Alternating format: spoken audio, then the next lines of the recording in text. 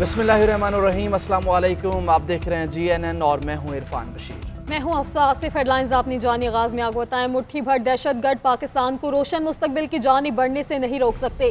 दहशतगर्दों की 10 नस्लें भी बलोचिस्तान और पाकिस्तान का कुछ नहीं बिगाड़ सकती। बलोचिस्तान पाकिस्तान की तकदीर और हमारे माथे का झूमर है। Army chief general Asim Munir का ओवरसीज़ कन्वेंशन से पुरजोश और वलवला अंगेज़ खिताब। दिल खोल कर ओवरसीज़ पाकिस्तानियों के किरदार को सराहा। कहा, ब्रेन ड्रेन का बयानिया बनाने वाले जान लें कि ब्रेन ड्रेन नहीं बल्कि ब्रेन गेन हैं। मजीद ये भी कहा कि जब तक इस मुल्क के गयूर अवाम अफवाज पाकिस्तान के साथ खड़े हैं, पाकिस्तान को कोई नुकसान नहीं पहुंचा सकता। पाकिस्तान के सिक्योरिटी इदारों में जो बगावत को हवा देता है वो पाकिस्तान का दुश्मन है। जिस मुल्क के तमाम इदारे आइन और कानून के मुताबिक काम करें, ऐसी रियासत को हार्ड स्टेट कहा जाता है। हमें उम्मीद नहीं छोड़नी और मायूस नहीं होना चाहिए।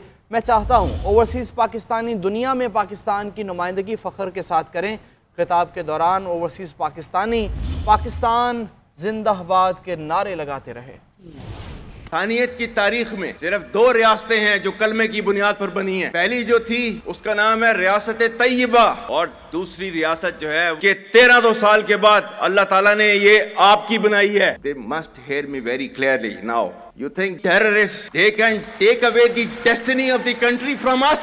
If 1.3 million Indian army with all their wherewithal, if they cannot intimidate us and they cannot coerce us, these terrorists can subdue the armed forces of Pakistan. Balochistan जो है, जो कि पाकिस्तान की डेस्टिनी है, ठीक है, जो कि पाकिस्तान के माथे का झूमर है। तुम 1500 बंदे कहोगे कि जी हम इसको ले जाएंगे, तुम्हारी अगली 10 नस्लें भी नहीं लेके जा सकती। Beat the hell of these terrorists very soon. Pakistan will not fall.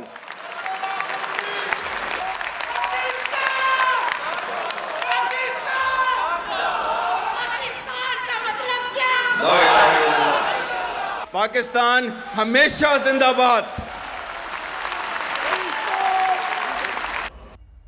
और आर्मी चीफ ने सोशल मीडिया पर दुश्मन के प्रोपेगेंडे की तरवीज करने वालों को दहशतगर्दों का साथी करार दे दिया है। आर्मी चीफ जनरल सैयद हाफिज आसिम मुनीर ने बिला तहकीक गलत मालूमात फैलाने वालों को कुरान मजीद से वईद सुनाई। कहा, हमें तो हुक्म दिया गया है कि जब कोई खबर आए तो उसकी तहकीक कर लिया करो, लेकिन सोशल मीडिया वाले इसको बगैर तहकीक किए जूं का तू आगे फॉरवर्ड कर देते हैं। मैं कह रहा था आपका जो है वो मजहब क्लियरली सूरह अहज़ाब जो है जाके खोलें पढ़ लें, उसको उसमें क्लियर लिखा हुआ है, या अय्युहल्लज़ीना आमनू इन जाअकुम फासिकुम बिनबइन फतबय्यनु अन तुसीबू कौमम बिजहालतिन फतुस्बिहू अला मा फ़अलतुम नादिमीन। कि ऐ ईमान वालो, जब तुम्हारे पास कोई फासिक स्टोरी लेकर आता है तो तहकीक करो।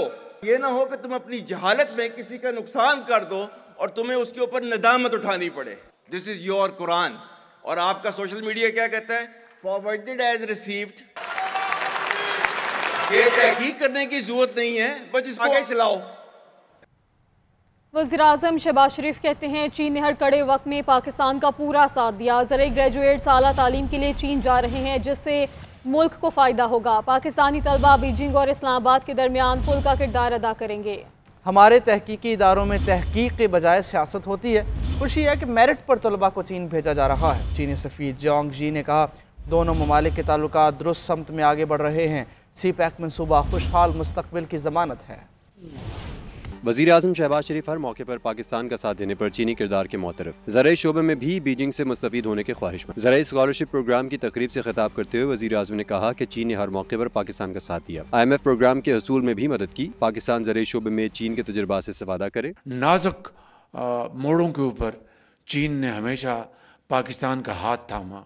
अभी ये जो IMF का प्रोग्राम जो हुआ है, उसमें चीन की बाकी बरादर ममालिक के मुकाबले में बहुत लाजवाब कंट्रीब्यूशन है चीन की। कि आप चीन जाएं, आप काबिलियत के इंतहा को पहुँचें और पाकिस्तान की ज़राअत को आप एक इनकलाबी उसको शक्ल दें। चीनी सफ़ीर जांग जी डोंग ने भी तकरीब से खिताब किया। बोले, दोनों ममालिक के ताल्लुकात दुरुस्त समत में आगे बढ़ रहे हैं। उन्होंने कहा कि CPEC के तहत 25.4 अरब डॉलर की बराह रास्त सरमायाकारी हो चुकी है। वज़ीर-ए-आज़म शहबाज शरीफ ने इंकशाफ किया कि हम 2 मरतबा इस ज़राई स्कॉलरशिप प्रोग्राम को मनसूख कर चुके हैं। बदलते मौसम की बात करेंगे, लिए चलेंगे आपको शहर इक़्तिदार इस्लामाबाद, जहाँ तेज़ आंधी, मूसलाधार बारिश और यालाबारी ने तबाही मचा रखी है।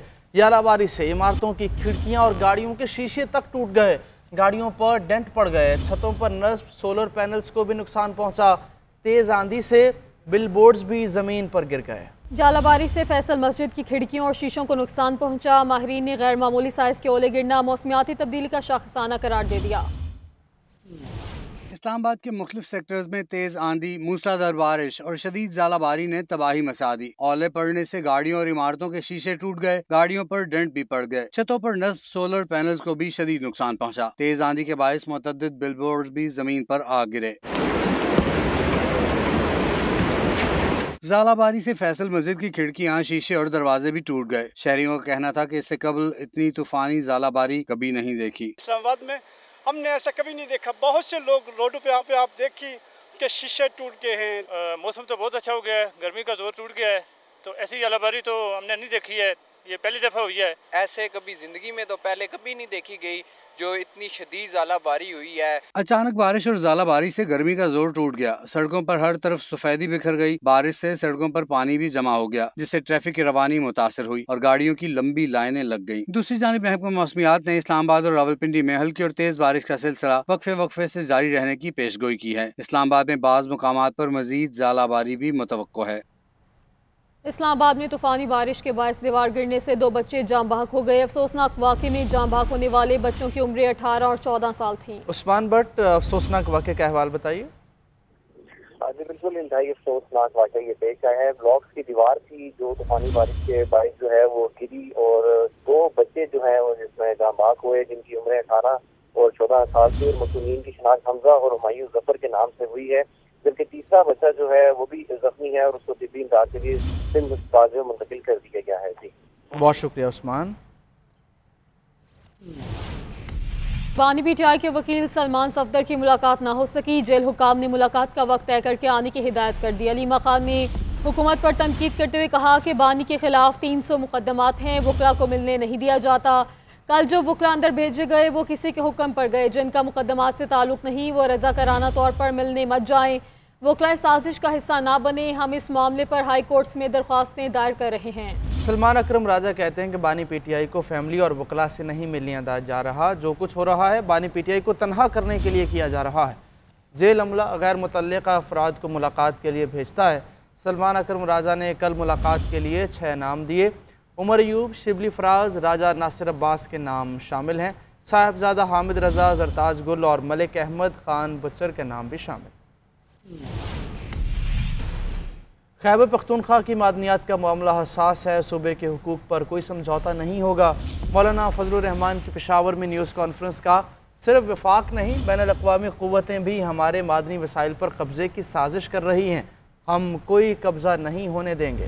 مزید کہا 18ویں ترمیم کے خلاف کوئی بل اسمبلی میں نہیں آنا چاہیے، حکومت نے ہوش کے ناخن نہ لیے تو ہمیں عوام کے پاس جانا پڑے گا۔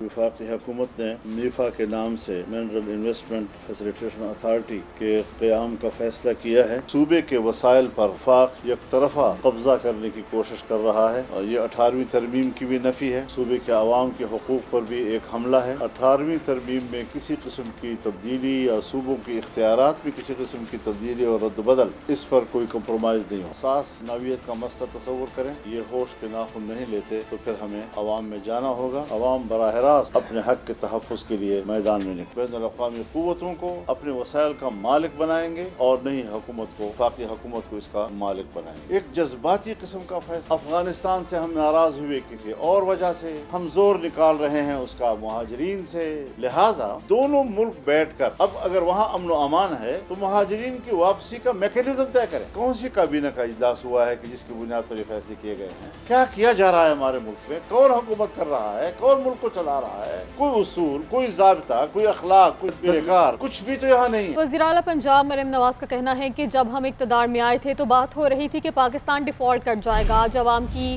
پرواہ کرنے والے لوگ آئے ہیں تو 1 سال میں پاکستان کے حالات بدل گئے، آج ریٹنگ ایجنسی پاکستان کو سراہتی ہیں۔